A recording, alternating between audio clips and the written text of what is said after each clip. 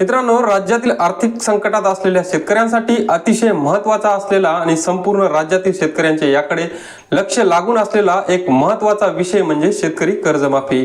आणि या कर्जमाफीचे मुद्दे कुठेतरी आता विरोधकाच्या माध्यमातून अधिवेशनात उचलण्यात आलेले आहेत। याच्या संदर्भातील महत्त्वाचे असे अपडेट आजच्या व्हिडिओच्या माध्यमातून जाणून घेण्याचा प्रयत्न करणार आहोत। तत्पूर्वी तुम्ही जर चॅनलवर नवीन असाल तर योजना दूतच्या या चॅनलला सबस्क्राइब करा।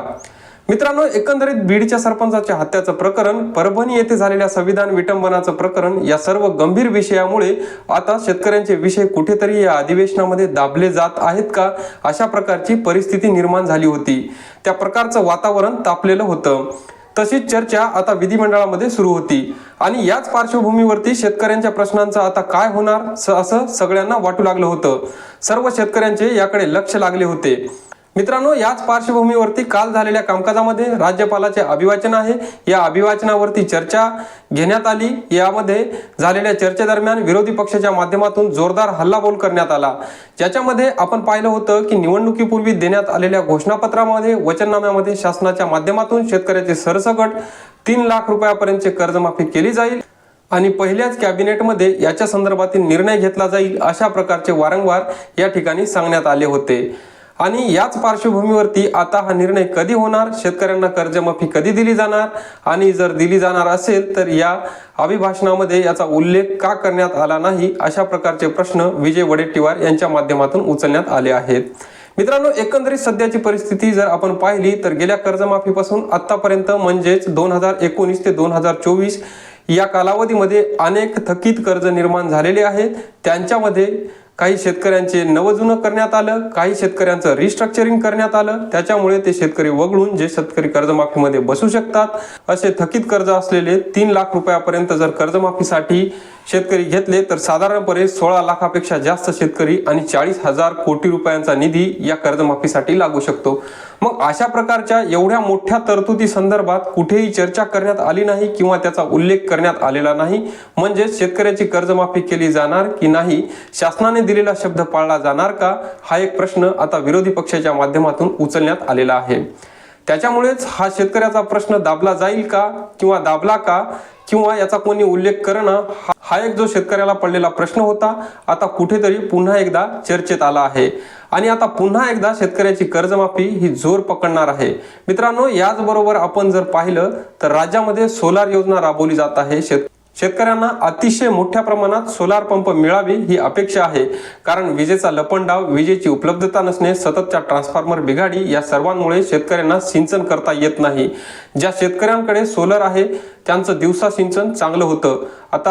आता महाराष्ट्र जरी सोलार पंप योजना राबवण्यामध्ये नंबर 1 जरी असला तरी शासनाच्या माध्यमातून घेण्यात आलेले उद्दिष्ट आणि काळाची गरज या दोन्ही बाबी पाहता शेतकऱ्यांना मोठ्या प्रमाणात सोलर मिळणं अपेक्षित आहे। यासाठी सोलरची योजना मोठ्या प्रमाणात राबवली जाते। यामध्ये शेतकरी मोठ्या प्रमाणात पात्र होत आहेत, परंतु शेतकऱ्यांना सोलार मिळत नाही। याचं कारण म्हणजे याच्यामध्ये जो वेंडर कोटा आहे तो वेंडर कोटा कमी आहे। वेंडर निवडण्यासाठी शेतकऱ्याकडे ऑप्शन जास्त नाहीत। अशा परिस्थितीमध्ये जास्तीत जास्त वेंडर उपलब्ध करून देणे आणि याच्यासाठीच पर्टिक्युलर अधिकाऱ्याची नेमणूक करणं। आता आपण जर पाहिलं तर मेढाकडे ही योजना असताना काही अधिकारी याच्यासाठी उपलब्ध होते, परंतु महावितरणकडे योजना दिल्यामुळे योजनेचे काम कोणी पाहायचं हा प्रश्न पडलेला आहे। त्याच्यासाठी वेगळे अधिकारी उपलब्ध नाहीत। शेतकऱ्याच्या काही समस्या असतील त्याला उत्तरदायी कोणीही नाही आणि अशा परिस्थितीमध्ये शेतकऱ्यांना वेंडरच्या कंप्लेन असतील किंवा शेतकऱ्याला त्या योजनेसंदर्भातील कंप्लेन असतील, कागदपत्राची पूर्तता असेल, हे सगळं कुठे करायचं आणि कोणाकडे करायचं काही समजत नाही। याच पार्श्वभूमीवरती या योजनेसाठी स्वतंत्र अधिकारी वर्ग नेमावा, अशा प्रकारचे मागणी देखील या ठिकाणी दानवे साहेबांच्या माध्यमातून करण्यात आले। तर हे दोन जे काही शेतकऱ्याचे महत्त्वाचे प्रश्न येतात ते आता विधानसभेमध्ये, विधिमंडळामध्ये या ठिकाणी उचलण्यात आलेले आहेत आणि याच प्रश्नाला जर अशीच चांगली धार मिळत राहिली तर शासनाला नाईलाजाने कमीत कमी ही घोषणा किंवा याची तारीख किंवा या संदर्भातील काहीतरी उत्तर तरी या ठिकाणी द्यावे लागणार आहे। मित्रांनो, एकंदरीत आपण जर पाहिलं तर पुरवणी मागण्यांमध्ये याच्या संदर्भातील काही मागणी सादर करण्यात आलेल्या नाहीत। राज्यपालाच्या अभिभाषणामध्ये याच्याबद्दलचा काही उल्लेखही करण्यात आलेला नाही। त्याच्यामुळे आता किती जरी जोर लागला तरी शेतकरी कर्जमाफीचा विषय हा कॅबिनेटच्या निर्णयानंतर आणि येणाऱ्या बजेटनंतरच होईल, हे चित्र मात्र या ठिकाणी स्पष्ट झालेले आहे।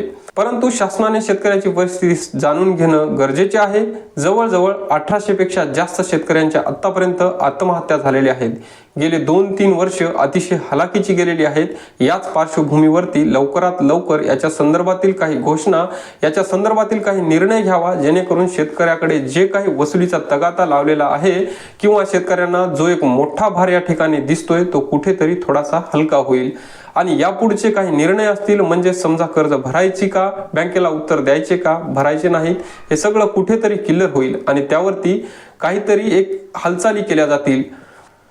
तर एक मोठा असा हा विषय आणि पुन्हा एकदा याला धार मिळाली आहे। त्यामुळे नक्कीच शेतकऱ्यामध्ये थोडं तरी एक धीराचं वातावरण निर्माण व्हायला लागलं आहे। त्यामुळे आता येणाऱ्या काळात या मुद्द्यावर नेमका तोडगा काय निघतो, शेतकऱ्यांना कर्जमाफी दिली जाणार की नाही, हे येणाऱ्या काळात नक्कीच कळेल। माहिती आवडली असेल तर व्हिडिओला लाईक आणि शेअर करा। चॅनलवर नवीन असाल तर चॅनलला सबस्क्राईब करायला विसरू नका। धन्यवाद।